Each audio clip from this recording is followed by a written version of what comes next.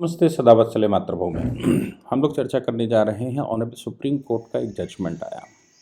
हालांकि आज ही honourable supreme court ने उस जजमेंट को थोड़ा संशोधित किया है। अब वो संशोधन में क्या किया है, आर्म फोर्सेस के ऊपर कैसे वो जजमेंट लागू है मैं आपको बताता हूँ। हम लोग चर्चा करने जा रहे हैं 2018 के एक ऑनरेबल सुप्रीम कोर्ट के 5 जजों की बेंच के जजमेंट की। 5 जजों की बेंच ने एक जजमेंट दिया। उस जजमेंट का नाम है Joseph shrine versus union of India. Joseph shrine versus union of India के जजमेंट से पहले सेक्शन 497 इंडियन पिनल कोड के 3 जजों की बेंच के कई एक जजमेंट है। Yusuf Abdul Aziz versus State of Bombay, Saumitri Vishnu versus union of India, V Revathi versus union of India, Kalyani versus State. ऐसे 5-6 बड़े जजमेंट 3 जजों की बेंच के हैं। और मामला क्या था, सेक्शन 497 इंडियन पिनल कोड का ये कहता है कि अगर कोई शादीशुदा व्यक्ति किसी दूसरे शादीशुदा व्यक्ति व कोई शादीशुदा महिला के साथ कोई व्यक्ति शारीरिक संबंध बनाता है तो वो व्यक्ति दोषी होगा। कंप्लेनेंट उस महिला का पति होना चाहिए। अगर सेक्शन 198 में तो ऐसा ही है, मतलब सेक्शन 198 सीआरपीसी में उसने कहा कि महिला का पति उसके लिए कंप्लेनेंट अगर है और उसकी कंसेंट उसमें नहीं है तो फिर जो दूसरा पर पुरुष है वो दोषी होगा। इस पर बहुत बार आर्टिकल 32 के तहत केसेस आए हुए हैं और आर्टिकल 32 के केसेस में आर्टिकल 14 क्लेम किया गया है। आर्टिकल 14 ये कहता है कि भारतवर्ष में सेक्स के आधार पर, कास्ट के आधार पर, रिलीजन के आधार पर, रेस के आधार पर, लैंग्वेज के आधार पर कोई भेदभाव नहीं होगा। तो बात यहाँ पर आती है कि सेक्स के आधार पर कोई भेदभाव नहीं होगा। और सेक्शन 497 ये कहता था कि केवल पुरुष दोषी होगा अगर शादीशुदा महिला है तो, मतलब शादीशुदा महिला के पति ने मुकदमा करवाया तो फिर वो पर पुरुष जिसके साथ उस महिला के शारीरिक संबंध बनाए गए हैं, जिसके साथ उसने ये जार कर्म किया है, वो दोषी होगा, एडल्ट्री का दोष लगेगा। तो इसमें ये कहा गया है कि महिला दोषी नहीं होगी। तो मुकदमा ये चला कि भाई जब इक्वलिटी बिफोर लॉ है और सेक्स के आधार पर कोई भेदभाव नहीं किया जा सकता तो फिर कोर्ट में चैलेंज हुआ। ऑनरेबल सुप्रीम कोर्ट में यूसुफ अब्दुल अजीज जो पहला जजमेंट था, या फिर R Revathi versus union of India का जो जजमेंट है, इन केसेस में ये कहा गया क्योंकि यूनिक सिचुएशन है महिला के शारीरिक संरचना की, पुरुष और महिला के शारीरिक संरचना की अलग अलग यूनिक सिचुएशन होने की वजह से महिला को विक्टिम माना गया और पुरुष को दोषी माना जाता है। ऐसा लोगों का जो पैनल डिस्कशन लोग करते हैं, जो कानून के जानकार हैं या जो फिजियोथेरेपी जानते हैं, जो मेटाबॉलिज्म जानते हैं, जो सेक्स इरेक्शन की बातें जानते हैं, उनका ये भी कहना है कि एक एज के बाद पुरुष, चूँकि पुरुष का इरेक्शन होना ज़रूरी है और पुरुष का अगर इरेक्शन बंद हो जाए तो महिला यहाँ पर विक्टिम बन जाती है, और महिला चूँकि विक्टिम बन जाती है इसलिए वो पर पुरुष के साथ अगर संबंध बनाती है और पति उस पर मुकदमा नहीं करवाता है तो फिर कोई दोष नहीं है। पर पुरुष के साथ संबंध बनाती है और पति अगर मुकदमा करवाता है, कंप्लेनेंट है, तो दोष होगा क्योंकि महिला यहाँ पर इरेक्टाइल डिसफंक्शन की वजह से वो विक्टिम हो जाती है। ये अभी तक के जजमेंट है। अब जो जोसेफ श्राइन का केस आया, उस केस में ऑनरेबल सुप्रीम कोर्ट के सामने फिर से वही बात आई कि महिला को दोषी क्यों नहीं। अब सवाल तो वहाँ पर था कि इक्वलिटी बिफोर लॉ है।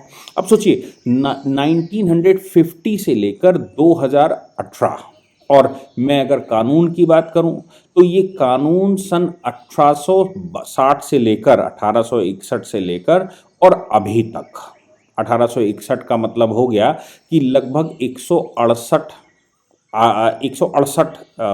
वर्ष 168 ईयर्स तक भारत में ये कानून जीवित रहा। और 168 साल के बाद 5 जजों की बेंच बैठी, जिसमें ऑनरेबल जस्टिस दीपक मिश्रा उस समय सीजेआई हुआ करते थे, और मेन जजमेंट लिखने वालों में आज के honourable chief justice honourable Chandrachud हुआ करते थे। इन्होंने 2 सेपरेट जजमेंट लिखे और सेक्सुअल ऑटोनॉमी की बात करी। अब देखिए, क्लेम ये आया था कि महिला दोषी क्यों नहीं, अगर महिला परपुरुष के साथ संबंध बनाती है और पति उसका कंसेंट नहीं देता है तो फिर महिला भी दोषी होनी चाहिए, यानी कि इक्वलिटी में पुरुष के साथ महिला को भी अपराधी घोषित किया जाए, दोनों को सजा मिलनी चाहिए। सुप्रीम कोर्ट ने महिला को दोषी समझने की बजाय पुरुष को भी एग्जेम्प्ट कर दिया और ये कहा कि both having the sexual autonomy. ये भारत की संस्कृति में सुप्रीम कोर्ट में परिवर्तन आया, ये ना तो लेजिस्लेशन में परिवर्तन आया, ना भारत के स्वभाव में परिवर्तन आया, ना भारत की संस्कृति में परिवर्तन आया, ना भारत के संस्कारों में परिवर्तन आया, क्योंकि भारत में जो संस्कार हैं उनके तहत जिनका विवाह होता है वो जन्म जन्मांतर के लिए होता है और सिंगल वाइफ का कॉन्सेप्ट भारत में है। और ये जो सिंगल वाइफ का कॉन्सेप्ट है इसमें ही ये बात बिल्कुल चरितार्थ है कि पतिव्रता स्त्री की चर्चा हमारे यहाँ का स्वाभाविक गुण है, हिंदुइज्म का स्वाभाविक गुण है और एक पत्नीवादी पति का भी स्वाभाविक गुण है। वो तर्क बहुत सारे हो सकते हैं, कालांतर में बीच में कुछ परिवर्तन आया था, लेकिन हम राम के वंशज हैं इसलिए भगवान राम को फॉलो करने वालों में ये बात खास है कि हम एक पत्नीवादी हैं और एक ही पत्नी के साथ जीवन पर्यंत अपना काटते हैं और पत्नी भी पतिव्रता होती है, वो पति के लिए व्रत रखती है। कुछ स्थानों पर ऐसी भी चर्चा है कि पति के लिए भी पत्नी के लिए मर्यादा की बात कही गई है। तो ये भारत की संस्कृति है, लेकिन जैसा मैंने कहा कि ना पार्लियामेंट में कोई बात बदली, ना स्टेटों में कोई बात बदली, ना संस्कृति में कोई बात बदली, ना वेदों पुराणों में कोई बात बदली। सुप्रीम कोर्ट में 5 जजों की बेंच बैठी और उस 5 जजों की बेंच ने ये कह दिया कि ये ठीक नहीं है, now the female and male both having the sexual autonomy. उनके पास विवाह जरूर हुआ है लेकिन उनके पास सेक्सुअल ऑटोनॉमी। अब जब सेक्सुअल ऑटोनॉमी की बात कर दी गई तो मुझे ये बहुत सारे प्रश्न, तो तलाक का ग्राउंड क्या होगा, तो फिर सेपरेशन का ग्राउंड क्या होगा, तो पत्नी और पति का मतलब क्या होगा, दोनों के प्रति ऑटोनॉमी क्या होगी, दोनों की अर्धांगिनी की डेफिनेशन क्या होगी, एक दूसरे के प्रति आदर की डेफिनेशन क्या होगी, एक दूसरे के प्रति कंपेलिशन की डेफिनेशन क्या होगी। इन डेफिनेशंस में एक बात पक्की है कि हमारे यहाँ अब रामचरितमानस पर जिस विषय पर चर्चा चल रही है कि शूद्र पशु नारी जो आजकल चल रहा है, सकल प्रताड़ना के अधिकारी, सकल ताड़ना के अधिकारी, वहाँ पर प्रताड़ना शब्द इस्तेमाल नहीं किया गया। प्रताड़ना का मतलब होता है कि शूद्र के साथ, गवार के साथ, ढोल गवार शूद्र पशु नारी सकल ताड़ना के अधिकारी। यहाँ पर ताड़ना शब्द अवधि का है और ताड़ना का शब्द ताड़ पर बैठकर, ताड़ के पेड़ पर बैठकर, जिसमें पूर्ण रूप से समझ में आए कि क्या चल रहा है और उनकी सुरक्षा की दृष्टि से सभी को और उनकी गतिविधियों की दृष्टि से सभी को ध्यान में रखना कि कहीं इनके ये जो जिस प्रकार के लोग हैं ये लोग कहीं कुछ गलत ना कर बैठें। इसका मतलब बिल्कुल निगेटिव नहीं था ऐसी परिस्थिति में। और अब सुप्रीम कोर्ट जब ये कहता है कि both having the sexual autonomy और वो शादीशुदा होने के बावजूद कहीं भी इधर उधर जा सकते हैं, जब ऐसी परिस्थिति आती है तो आप सोचिए कि बहुत सारी परिभाषाएं भी बदलने को तैयार हो जाएंगी, हो गई हैं, हो क्या जाएंगी, हो गई हैं। तो जब ये सिचुएशन आ गई कि जोसेफ श्राइन के जजमेंट में ये कह दिया गया सेक्सुअल ऑटोनॉमी और सेक्शन 497 अनकॉन्स्टिट्यूशनल है। अनकॉन्स्टिट्यूशनल किस आधार पर, जबकि आर्टिकल 21 में right to life and personal liberty subject to the condition of the law in India, Bharat में जो लॉ हैं उनके तहत ही आपको राइट टू लाइफ एंड पर्सनल लिबर्टी है, यानी कि फुल ऑटोनॉमी हमने कहीं नहीं दी है, फुल राइट, फुल फ्रीडम हमने आर्टिकल 19 में भी नहीं दी है। उसमें भी आर्टिकल 91A में स्पीच एंड एक्सप्रेशन में भी हमने जब लगा दिया तो ये तो दोनों के विवाह का संबंध है। अब हिंदू मैरिज एक्ट के सेक्शन 9 का क्या होगा, जिसमें हम रेस्टिट्यूशन ऑफ कॉन्जुगल राइट की बात करते हैं कि आप एक दूसरे के साथ रहिए, एक दूसरे के साथ इंजॉय करिए। और मैरिज की डेफिनेशन कहाँ रहेगी, जब हमने सेक्सुअल इंटरकोर्स की बात उसमें कर दी थी। तो मैं जैसे कह रहा हूँ कि अब बहुत सारी डेफिनेशनें बदलने को तैयार है। खैर वो जजमेंट आ गया और कह दिया सेक्सुअल ऑटोनॉमी है और सेक्शन 497 अनकॉन्स्टिट्यूशनल है, जो कि भारतीय संस्कृति। तो ज़्यादातर ये लोग जो इस तरह की आर्गूमेंट करने वाले हैं, गे मैरिज का आर्गूमेंट करने वाले हैं, सेम सेक्स 377 को अनकॉन्स्टिट्यूशनल डिक्लेयर करने का आर्गूमेंट करने वाले हैं, 497 को अनकॉन्स्टिट्यूशनल डिक्लेयर करवाने वाले जो लोग हैं या जो इनके पीछे पड़े हुए हैं, इनका जो केस है, ये मोस्टली ये तो ऑक्सफोर्ड के पढ़े हुए हैं, कैम्ब्रिज के पढ़े हुए हैं, कहीं विदेशों से पढ़कर आए हैं। ये भारतीय संस्कृति को जानते नहीं, भारतीय संस्कारों को समझते नहीं हैं। ये केवल कागजी कीड़े हैं, कागज पर पढ़कर कागज को समझते हैं और कागज के आधार पर जजमेंट करते हैं, जबकि पार्लियामेंट वो उन लोगों की बनती है जिसमें समावेशी स्वरूप होता है, भारत की समरसता जिसमें दिखाई देती है, पूरा भारत जहां एक सुर में बात करता है,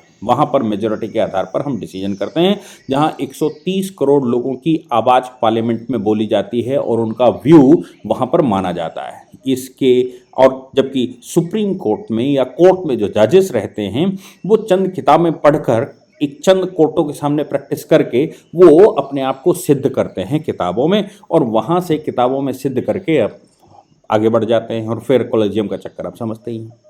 अब ये मामला जब यहाँ पर आया, जैसे मैंने कहा कि बहुत सारी परिभाषाएं इसमें बदलना शुरू हो जाएंगी, तो फिर एक नया केस सुप्रीम कोर्ट में आया जिसमें सुप्रीम कोर्ट को संशोधन करना पड़ा, मजबूरी में संशोधन करना पड़ा, और ये कहना पड़ा केस टू केस बेसिस है क्या।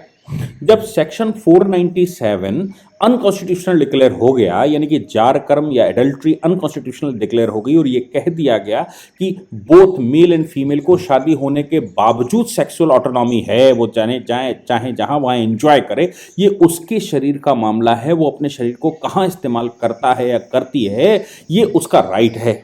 जब ये फंडामेंटल राइट है, इक्वलिटी कह दी गई, यानी कि जैसे मैंने कहा कि मांगने गए थे ये कि महिला को भी दोषी ठहरा दिया, जो उन्होंने पुरुष को भी एग्जम्प्ट कर दिया, और समाज में ये जो गंदगी है इसको फैलाने के लिए बिल्कुल स्वतंत्र हो गए अब लोग। डिफेंस में ये मामला एक आ गया, प्रैक्टिकली एक व्यक्ति ने अपने ही किसी अधिकारी की या अपने ही किसी जहां पर वो वर्क करता था वहां पर किसी आर्मी ऑफिसर की पत्नी के साथ उसके नाजायज संबंध हो गए। संबंध तो नाजायज ही है, आज भी हम नाजायज ही कहते हैं, भले ही सेक्शन 497 अनकॉन्स्टिट्यूशनल डिक्लेयर कर दिया गया, और समाज से नाजायज शब्द को हटा नहीं सकता, चाहे सुप्रीम कोर्ट और पार्लियामेंट या जो अथॉरिटीज़ हैं वो भर भर के लिख दें और उसके ऊपर कंटेम्प्ट भी लगा दें। मुझे नहीं लगता कि नाजायज शब्द हटाया जा सकता, क्योंकि जायज जायज होता है, रीति रीति होती है, जायज का मतलब है अथॉरिटी और नाजायज का मतलब है इल्लीगल। तो नाजायज संबंध हो गए, उसके खिलाफ कोर्ट मार्शल की प्रोसीडिंग हो गई।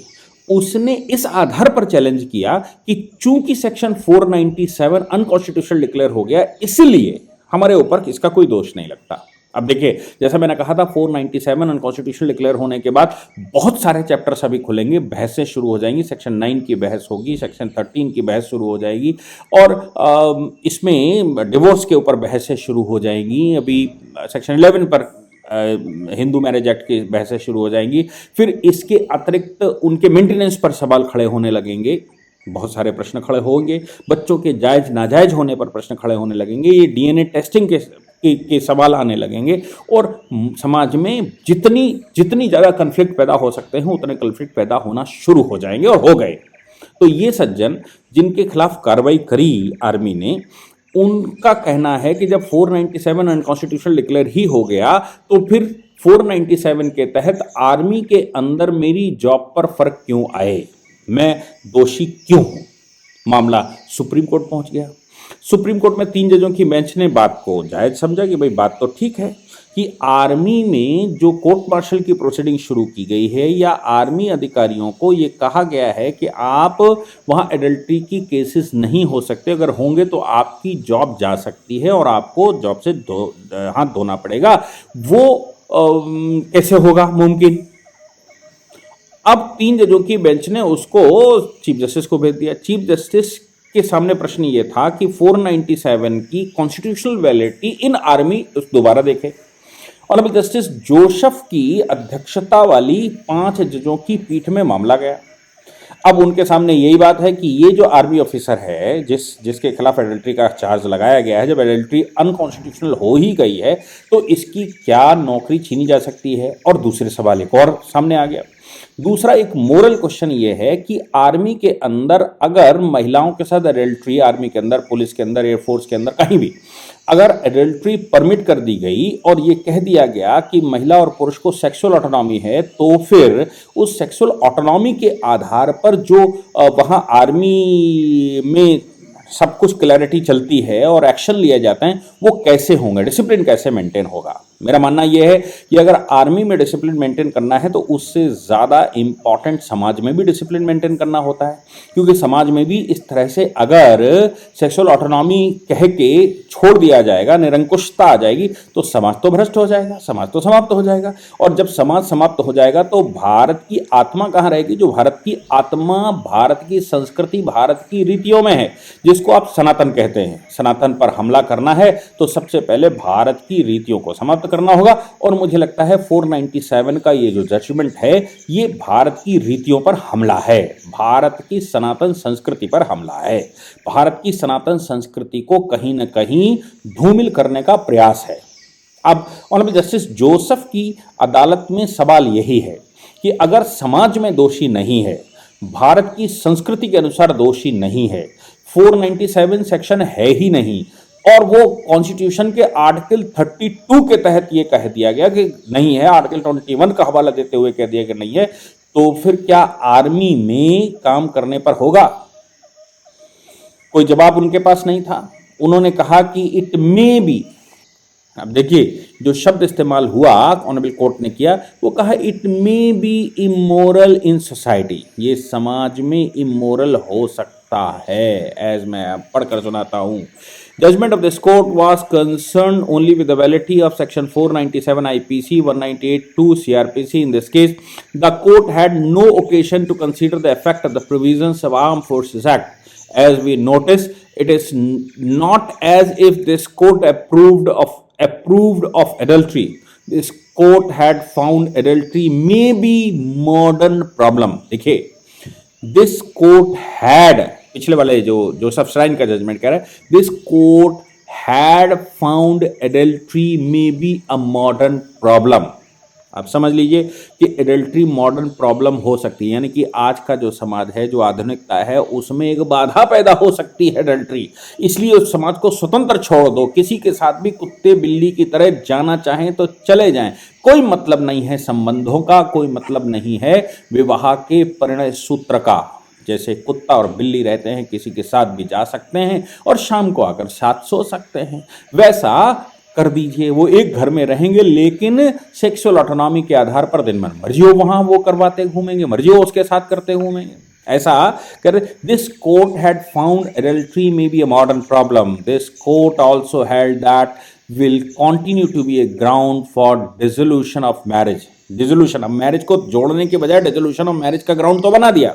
इन view of the fact that the scheme of the act in the context of article 33 did not fall for consideration before this court, we must observe and clarify that the judgement of this court was not at all concern with the effect and provisions of the armed forces act. This court was neither called upon nor has it ventured to pronounce on effect of section 45, section 63 of the Arm Act as also corresponding provisions of the other acts, Navy, Air Force, etc. तो कह रहे हैं कि भाई जो उस समय 497 को प्रॉब्लम माना गया था, लेकिन मैरिज के डिसोल्यूशन का ग्राउंड तो है ही, आप डिसोल्व कर सकते हैं, लेकिन यहाँ पर जो आर्मी है, आर्मी एक्ट को कभी कंसीडर नहीं किया गया था। आर्टिकल 33 एक ऐसा आर्टिकल है जो फंडामेंटल राइट के पोर्शन को आर्मी में लागू नहीं करने देता, इसलिए आर्मी पर ये जो श्राइन का जजमेंट है, जोसेफ श्राइन का, ये जजमेंट आर्मी के ऊपर लागू नहीं होगा, यानी कि वहां पर एडल्टरी बरकरार रहेगी और वहां पर अगर एडल्टरी करता है कोई व्यक्ति तो फिर वो सजा का भागीदारी होगा, लेकिन समाज में नहीं होगा। अब देखिए ये दो जजमेंट मैं इनको किस तरह से लूं, कोर्ट किस तरह से उसको ऑब्जर्व करता है, किस तरह से सोचता है, मैं उस पर टिप्पणी नहीं करने योग्य नहीं समझता, लेकिन समाज को क्या सुधारने की आवश्यकता नहीं है, समाज को क्या सही करने की आवश्यकता नहीं है, समाज में क्या एडल्ट्री बढ़ती रहेगी, समाज क्या कुत्ते बिल्ली जानवरों की तरह रहेगा, आर्मी अगर जानवरों की तरह नहीं रह सकती तो समाज क्यों रहेगा, ये सवाल सबके सामने हैं। लेकिन सुप्रीम कोर्ट ने अपने उस जजमेंट को जो 5 जजों की बेंच का था जोसेफ श्राइन का, उस जजमेंट को आर्मी के ऊपर लागू करने से मना कर दिया और ये कह दिया कि 497 is alive for the army.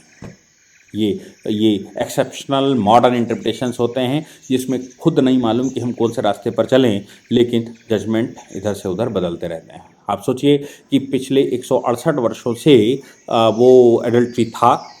Supreme court के 3 जजों की कम से कम 5 बेंचें पहले कह चुकी हैं कि ये प्रोविज़न सही है और फिर उसमें 2 और बढ़ गए। 5 जजों ने कह दिया अनकॉन्स्टिट्यूशनल है। ना पार्लियामेंट ने कहा, ना देश ने कहा, ना समाज ने कहा, ना किसी महापुरुष ने कहा। लेकिन कुछ जो इस तरह के कैम्ब्रिज और मॉडर्न के पढ़े हुए लोग हैं, जो कैम्ब्रिज और ऑक्सफोर्ड के पढ़े हुए लोग हैं, जिनको वहाँ का कल्चर अच्छा लगता है, जिनको सेक्स में ऑटोनॉमी दिखती है, जिसमें महिला और पुरुष का बंधन नहीं दिखता, लेकिन बंधन तोड़ने की प्रक्रिया खुली हो सकती है, तोड़ने की स्वतंत्रता दी जाती है, उनको ये सब कुछ दिखता है। क्या होगा समाज का, ये हमको सोचना चाहिए। मुझे लगता है कि सुप्रीम कोर्ट ने 497 को अनकॉन्स्टिट्यूशनल डिक्लेयर किया है, लेकिन पार्लियामेंट को इसको फिर से 377 और 497 दोनों को दोबारा पुनर्जीवित करने के लिए कानून लाना ही चाहिए। अगर समाज को बचाना है, अगर हिंदू राष्ट्र को बचाना है, अगर सनातन संस्कृति को बचाना है, तो उसको पुनः पार्लियामेंट में रखना ही चाहिए। इसके अतिरिक्त कोई और ऑप्शन नहीं है। जय हिंद, जय भारत, वंदे मातरम।